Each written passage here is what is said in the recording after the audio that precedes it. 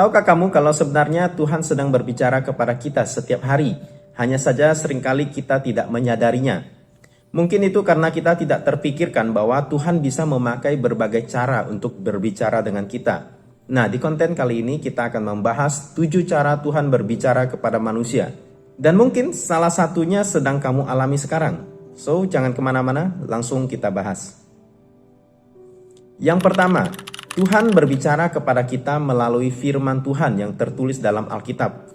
Ini adalah cara utama dan paling jelas. Alkitab itu bukan sekadar buku biasa. Ini adalah perkataan Tuhan yang hidup.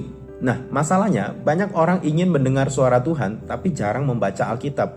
Padahal Tuhan itu sudah berbicara dengan sangat jelas di sana.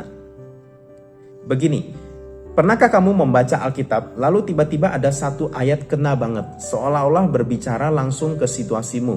Nah, ini bukan kebetulan, ini Tuhan sedang berbicara. Jadi, semakin kamu mengenal firman Tuhan, semakin kamu mengenal suara Tuhan. Yang kedua adalah melalui Roh Kudus di dalam hati. Roh Kudus adalah pribadi yang tinggal di dalam orang percaya. Dia membimbing, mengingatkan, bahkan menegur. Tapi perhatikan, caranya bukan dengan suara keras. Lebih sering memberikan dorongan lembut kepada kita. Rasa damai saat kita melakukan yang benar, atau gelisah saat kita melakukan yang salah. Misalnya, kamu mau melakukan sesuatu, tapi ada rasa nggak enak di dalam hati.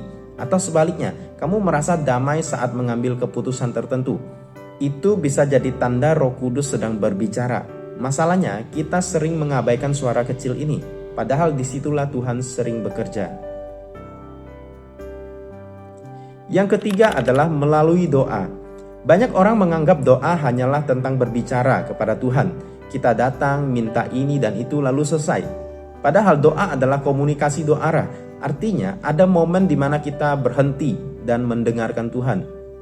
Kadang Tuhan tidak berbicara langsung menjawab dengan kata-kata, tetapi dengan pengertian yang baru, kejelasan dalam hati, dan damai yang memenuhi hidup kita.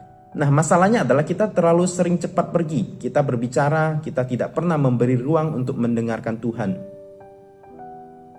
Yang keempat adalah melalui situasi dan keadaan hidup kita.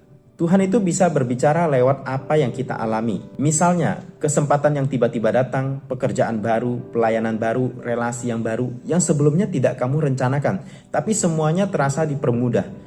Hal yang kamu butuhkan muncul tepat pada saat kamu membutuhkannya, atau bahkan melalui rencana yang gagal. Hal yang kamu inginkan tapi tidak terjadi. Kadang kita kecewa saat sesuatu tidak berjalan sesuai rencana kita. Kita berpikir, kenapa ini harus terjadi? Ini bukan berarti Tuhan menolak kita. Ini bisa jadi Tuhan sedang mengarahkan kita. Bahkan masalah penundaan dan proses hidup pun bisa jadi bahasa Tuhan. Tuhan itu berbicara kepada kita tidak selalu dengan kata-kata, tapi dengan arah yang Dia bentuk. Masalahnya, kita itu hanya melihat sebuah kejadian tanpa bertanya, Tuhan, apa yang Engkau mau ajarkan lewat situasi atau keadaan ini? Atau kemana Engkau sedang mengarahkan aku? Yang kelima adalah Tuhan berbicara melalui orang lain. Tuhan sering memakai orang lain untuk berbicara. Pemimpin rohani, sahabat, bahkan orang biasa. Kadang satu kalimat sederhana dari seseorang itu bisa kena banget di hati kita. Tapi penting diingat, tidak semua perkataan manusia adalah suara Tuhan. Harus diuji dengan firman. Kalau sejalan dengan firman, terima. Kalau tidak, tolak. Karena Tuhan tidak akan pernah berbicara bertentangan dengan dirinya sendiri. Yang keenam adalah melalui hati nurani. Setiap orang punya hati nurani, semacam alarm batin. Nah, saat kita salah ada teguran, saat kita benar ada ketenangan. Itu adalah salah satu cara Tuhan menjaga hati kita. Masalahnya, kalau sering diabaikan, hati nurani itu bisa jadi tumpul. Awalnya peka, lama-lama tidak terasa lagi. Karena itu penting untuk tetap menjaga kepekaan hati.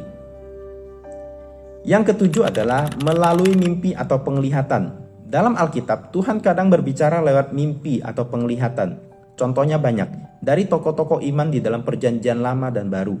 Tapi ini bukan cara utama, dan harus sangat hati-hati. Semua harus diuji sesuai dengan firman Tuhan.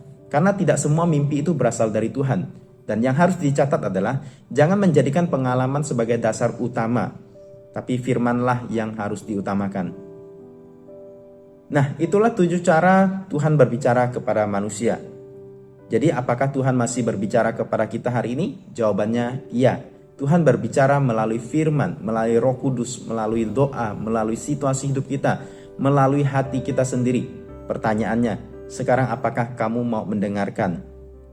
So, mulai hari ini coba lakukan satu hal sederhana. Saat kamu berdoa, jangan langsung pergi. Diam sebentar, dengarkan. Saat kamu baca firman, jangan buru-buru selesai. Tanyakan, Tuhan, apa yang Engkau mau katakan kepadaku hari ini? Dan lihatlah bagaimana Tuhan mulai berbicara dengan cara yang mungkin belum pernah kamu sadari sebelumnya. Kalau video ini memberkati kamu, jangan lupa like, beri komen, aku mau belajar peka, dan subscribe serta share ke orang yang mungkin sedang merasa Tuhan itu diam. Karena bisa jadi Tuhan sedang berbicara dan mereka hanya belum menyadarinya. Shalom.